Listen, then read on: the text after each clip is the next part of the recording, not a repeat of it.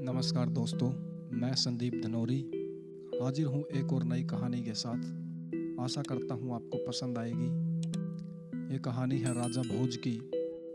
एक दिन राजा भोज गहरी निद्रा में सोए हुए थे। उन्हें उनके स्वप्न में एक अत्यंत तेजस्वी वृद्ध पुरुष के दर्शन हुए।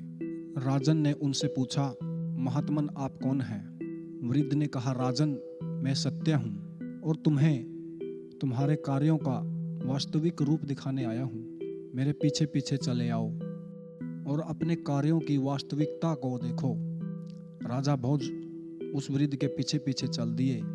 राजा भोज बहुत दान, पुण्य, यज्ञ, व्रत, कथा तथा कीर्तन करते थे। उन्होंने अनेक तालाब, मंदिर, कुएं, बगीचे आदि भी बनवाए थे। राजा के मन में इन कार्यों के कारण अभिमान आ गया था। वृद्ध पुरुष के रूप में आए सत्य ने राजा भोज को अपने साथ उनकी कृतियों के पास ले गए।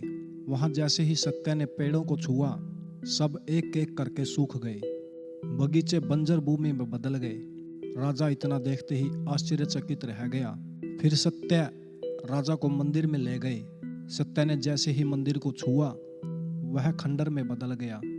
वृद्ध पुरुष ने राजा के यज्ञ, तीर्थ, कथा, पूजन, दान आदि के लिए बने स्थानों, व्यक्तियों आदि चीजों को ज्यों ही छुआ, वे सब राख हो गए। राजा यह देखकर शौक से भर गया। सत्य ने कहा, राजन यश की इच्छा के लिए जो कार्य किए जाते हैं, उनसे केवल अहंकार की ही पुष्टि होती है, धर्म का निर्वहन नहीं।